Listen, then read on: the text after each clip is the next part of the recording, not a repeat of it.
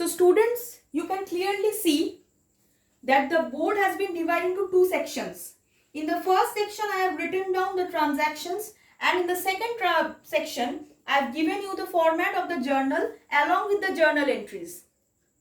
Now coming back to the journal's format, let me tell you, the format should be date or serial number, particulars, debit column and credit column. And at the top, it should be in the books of ... where you have to write the name of the firm of the organization. Second, journal. So the basic thing is in the books of ... journal, date column or serial number, particulars, debit and credit. Now come back to the transaction section. The first transaction given to you is started business with cash rupees 10,000. Now I told you that there are 3 steps to be followed for passing a journal. The first step was to identify the 2 accounts given in the transaction. So here the first account must be cash account. See, it is written already that started business with cash. So cash account is the first account. And the second account has to be capital account, because the amount of cash that we invest in a business while starting, that amount is called capital. Now the second step is the determining the nature of the accounts. So the first account, cash account, is real account, we all know, and the second account, that is capital account, is a personal account. Why? Because of the separate legal entity concept, that is a firm and its owner are 2 separate persons. So when the owner is investing cash in the business, then he is a person, and so capital account is a personal account. And the third step, that is applying the rule. Cash account being real account is debited. Why? Because for real account the rule was debit what comes in, credit what goes out.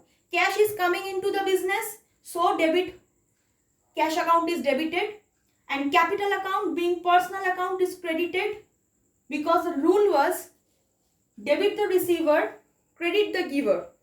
The capital account being the personal account is credited because here the person or the owner is giving the cash to the business, so he or she is a giver, and that is why capital account is being credited. See, the second thing you have to do is to give the narration. Being started business with cash. Then draw a line and come to the second transaction. Purchase goods for cash rupees 5,000. See, again the first account must be cash account and the second account has to be purchase.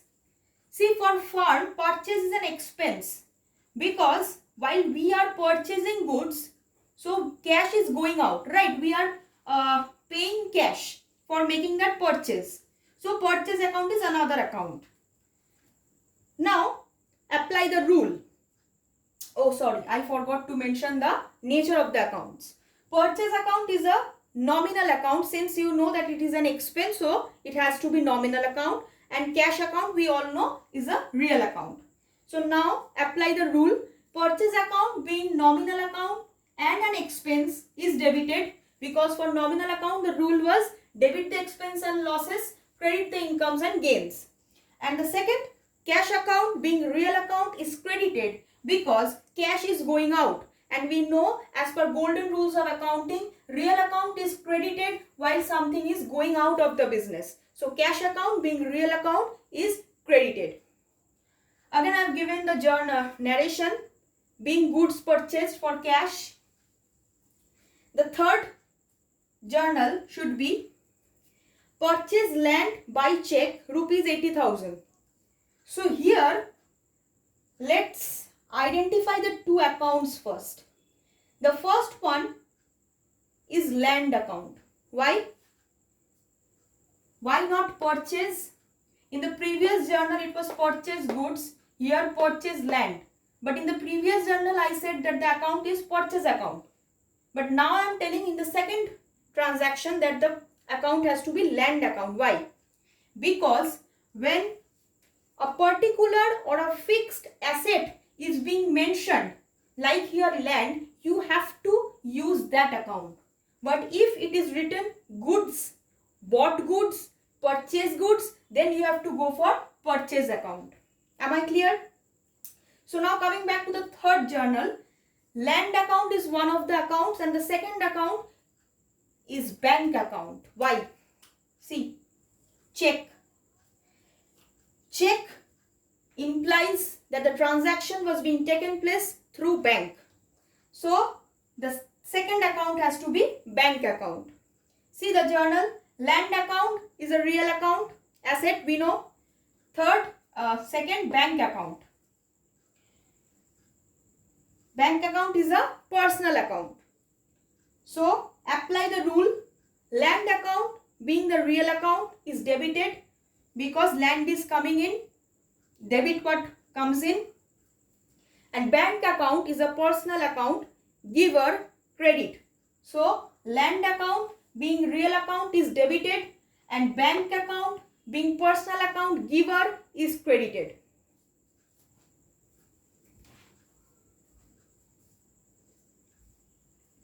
Now come to the fourth transaction, paid rent rupees 500.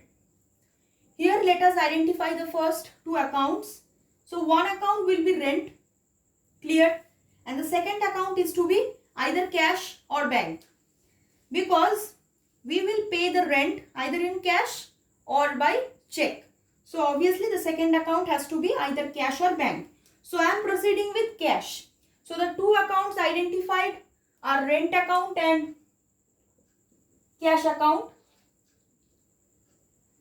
The nature of the two accounts are, cash account is a clearly real account, and second thing, rent account is expense, it's a nominal account. So apply the rule, rent account being a nominal account, expense is debited, and cash account, real account is credited because money is going out of the business. Then I gave the narration being rent paid. The fifth journal, received cash from X rupees 2500.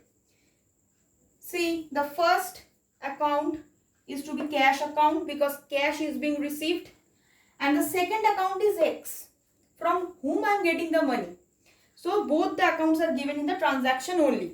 Now identify the nature. Cash account is a real account, money is coming in, so debited, and an X account is the person who is giving. X account is personal account, giver credited.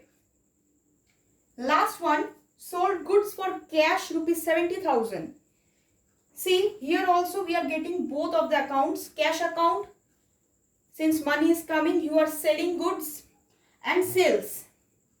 Again, since it is goods, so you have to go for sales. Cash account, real account, sales account, nominal account, because by sales the firm is earning income.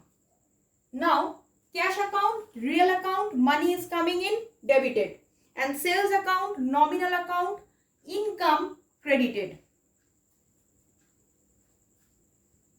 So this is all.